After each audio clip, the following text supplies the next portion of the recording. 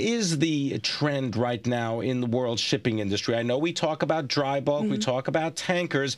What's the health right now? Well, there's a bit of a divergence between tankers and dry bulk. With tankers, we're definitely a little more negative, a little more worried about the year than we are with dry bulk, and there's several reasons for that. The first is back in 2008, OPEC cut production by about 4.2 million barrels, which I know we've talked about before on the program.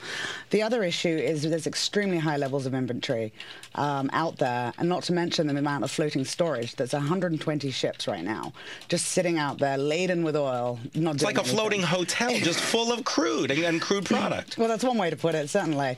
And our concern is that when these vessels come back into the market, which actually some of them have been on the Suezmax side, which has pushed down rates dramatically, it's going to hurt the market in general because you'll have more tonnage coming in.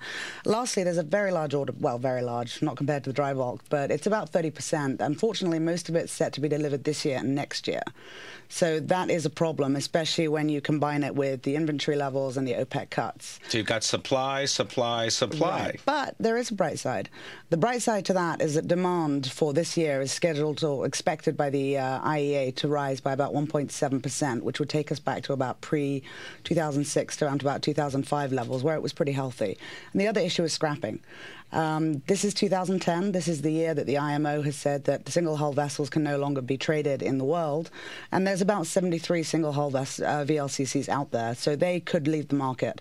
And we could see increased scrapping, particularly if rates stay low. All right.